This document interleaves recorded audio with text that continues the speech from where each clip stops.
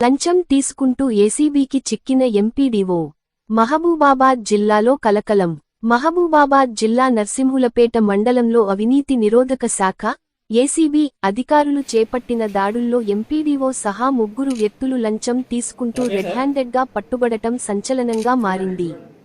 నర్సింహులపేట మండల MPDO Penugonda Radhika, MPO K Yakayya, అలాగే MPDO వ్యక్తిగత సహాయకుడు మరియు డ్రైవర్గా పనిచేస్తున్న సి. నాగార్జునను ఏసీబీ అధికారులు అదుపులోకి తీసుకున్నారు.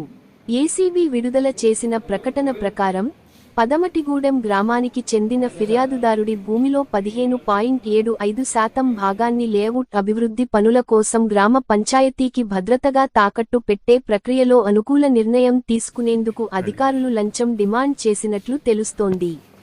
ఈ క్రమంలో ఎంపీడీఓ పెనుగొండ రాధిక 20,000 రూపాయలు లంచం, ఎంపీఓ కె యాకయ్య 25,000 రూపాయలు లంచం స్వీకరించినట్లు ఏసీబీ వెల్లడించింది. ఎంపీడీఓ తన కుమారుడు నాగార్జున ద్వారా ఈ నగదును స్వీకరించినట్లు అధికారులు గుర్తించారు. నర్సింహులపేట ఎంపీడీఓ కార్యాలయంలోనే ఈ 3ని ఏసీబీ అధికారులు రెడ్ హ్యాండెడ్గా పట్టుకున్నట్లు సమాచారం.